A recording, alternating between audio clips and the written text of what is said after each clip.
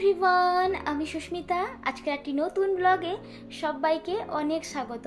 যে যেখান থেকে দেখছো, আশা করছি প্রত্যেককে ভালো আছো, সুস্থ আছো। আমরাও কিন্তু বেশ ভালোই আছি। আর এই তো আজকে আমি তোমাদের সঙ্গে কিছু টিপস শেয়ার করব, যেভাবে আমি আমার রান্নাঘরকে সবসময়ের জন্য নতুনের মতো ক্লিন করে রাখি। আশা করছি একটু হলেও ভালো লাগবে। আর যদি ভালো লেগে থাকে না, তাহলে একটি লাইক করে দিও আর কমেন্ট রেখে দিও। আর সেই সূত্র ধরে যেন তোমাদের পরিবারে আমি খুব তাড়াতাড়ি পৌঁছে যেতে পারি। আর এই তো আজকে সকালে ঘুম থেকে উঠে হাজব্যান্ডের জন্য সব কিছু রেডি করে দেওয়ার পর ও তো অফিসের জন্য বেরিয়ে গেল।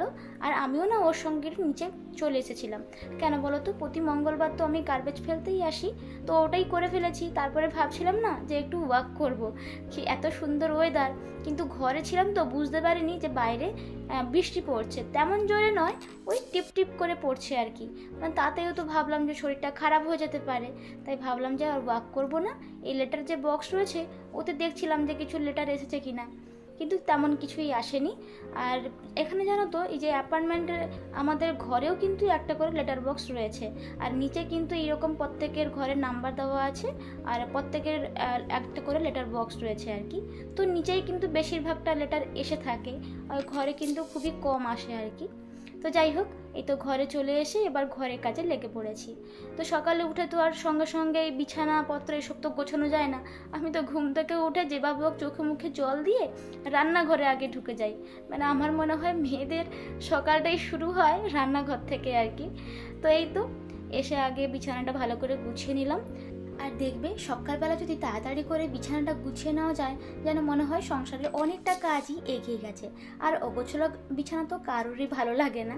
আর আচ্ছা, তোমাদের কার বাড়িতে এইরকম চেয়ারের উপরে তোমরা জামা কাপড় রাখো? আমাদের কিন্তু না প্রায় হয়ে থাকে।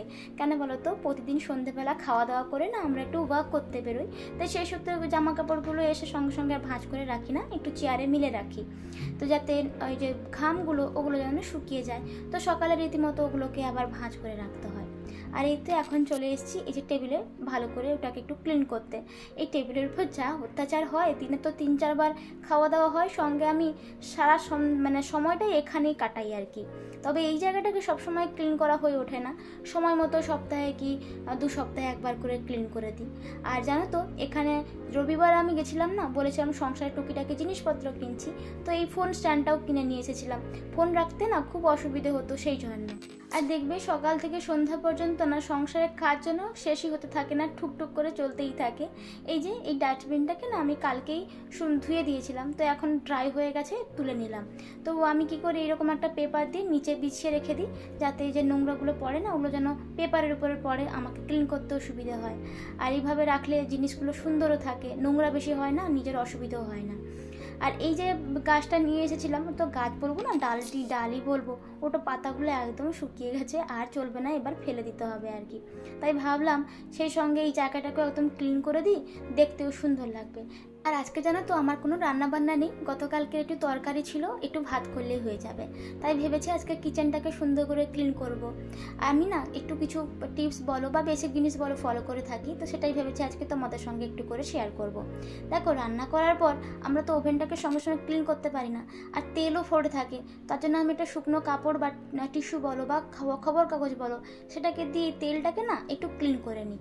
তারপর ঠান্ডা হয়ে গেলে সাবান জল বলো বা ভেজা কাপড় দিয়ে মুছে নিলেই সুন্দর পরিষ্কার হয়ে যাবে। তবে যখন আমরা রান্না করি এই জায়গাগুলোতে দেখবে একটু হালকা কিছু পড়ে গিয়ে কালো কালো হয়ে যায়। তবে সময় মতো আমি 10 দিন বা সপ্তাহে একবার করে এই জায়গাটাকে হালকা হাতে একটু স্কচ ব্রাইট দিয়ে ঘষে দিই। দিলে কি হয় বলো, যে সুন্দরভাবে এই জায়গাটা ক্লিন হয়ে যায়। এই ছোট ছোট জিনিসগুলো যদি আমরা একটু মনে রেখে করি না, তাহলে দেখবে রান্নাঘরটা কিন্তু ক্লিন হয়ে যাবে। আর এখানে কিন্তু আমাদের গ্রিলটাও সঙ্গে রয়েছে, আর প্রতিদিন তো আমি এখানে ব্রেডটাকে সেঁকি, তো তার যে গুঁড়োগুলো পড়ে থাকে আর কি, তো সপ্তাহে আমাকে এটা ক্লিন করতেই হয়। আর এটাকে যদি ফেলে রাখি না, তাহলে জিনিসটা আরও কিন্তু নোংরা হয়ে যাবে। আর এই বার্নারগুলো কিন্তু সেমই অবস্থা হয়, কেমন একটা কালো কালো হয়ে যায়। তো এটাকেও কিন্তু আমি হালকা হাতেভাবে স্কচ ব্রাইট দিয়ে ঘষে দিলাম। সপ্তাহে বা 10 দিন অন্তর অন্তর যদি তুমি করে থাকো বা 15 দিন অন্তর, তাও দেখবে সুন্দরভাবে ক্লিন হয়ে যাবে। আর দেখো, রান্নাঘর মানেই তেল চিটচিটে বাস থাকবে।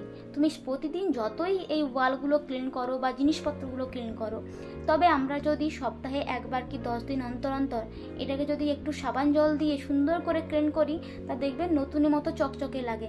এক্সট্রা এফোর্ট দিয়ে কি এক সব মাস পর আমি এক্সট্রা এফোর্ট দিয়ে কাজটা করব, সেটা আর কিন্তু করতে হয় না।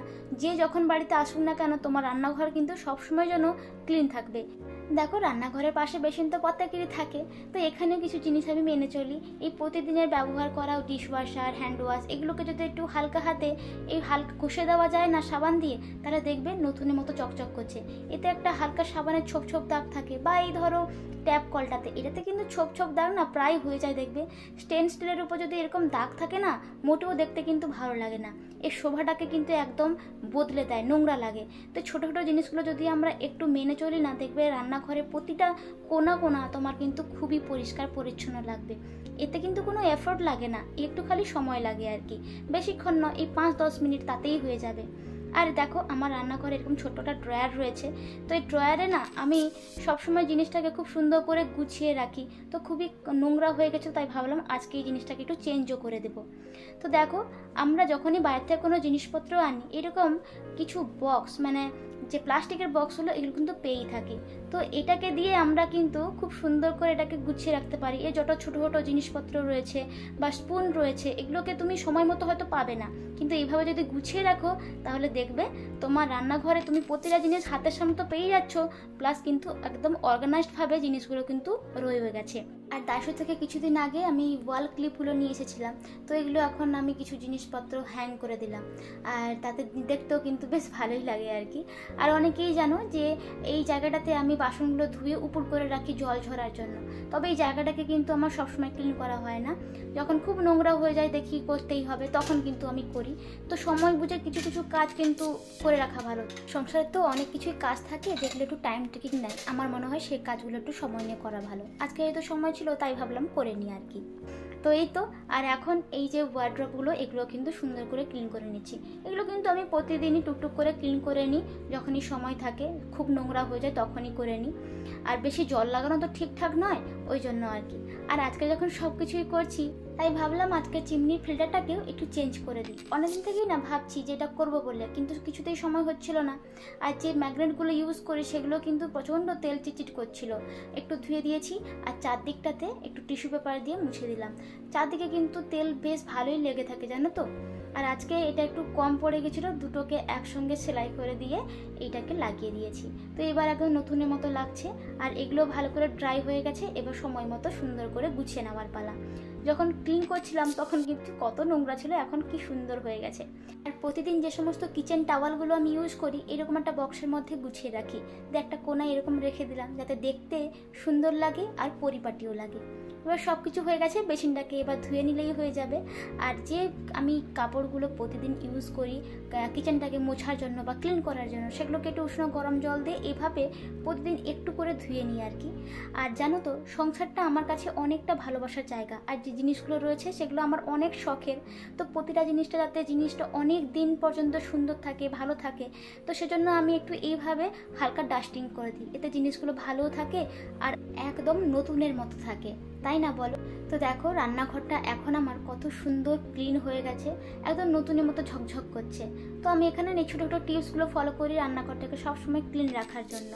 তারপর এই তো স্নান টান সেরে এসে পুজো কমপ্লিট করে এখন খেতে বসেছি। ঘড়ির কাঁটায় এখন 11:30 মতো বাজে। তো গতকালকে আমি একটু মসুর ডালের বড়া বানিয়ে ঝোল করেছিলাম, আর একটু বাঁধাকপি চচ্চড়ি, তো ওটা দিয়ে আজকে এই দুপুরের খাওয়া দাওয়াটা সেরে নেব। আর আজকে তো সকাল থেকে টুকটুক করে বেশ ভালোই বৃষ্টি হচ্ছে, বিকেলের দিকে কিন্তু বেশ বৃষ্টি হয়েছিল। আর একটু বাজারে গেছিলাম, কিছু সবজি টবজি ফলমূল কিনে নিয়ে এসেছি, আর সঙ্গে একটু চিকেনও কিনে নিয়ে এসেছি। আজকে যেহেতু বৃষ্টি হচ্ছে, ও অফিস থেকে এসে আমি ভাবলাম ওকে আজকে একটু চিকেন রোল বানিয়ে দেবো, বৃষ্টির দিনে খেতে বেশ ভালোই লাগে। আর সন্ধেবেলা যদি এরকম চটপটা কিছু খাওয়া যায় না, দেখবে মনটাও বেশ ভালো হয়ে যায়। তো আজকের ভিডিওটা আমি এখানেই শেষ করছি। যদি তোমাদের আজকের এই কিচেন টিপসগুলো ভালো লেগে থাকে, তাহলে অবশ্যই একটা লাইক করে দিও, আর কমেন্টে জানিও তোমাদের কেমন লাগলো ভিডিওটা। তো চলো, ভিডিওটা এখানে শেষ করছি। Bye bye.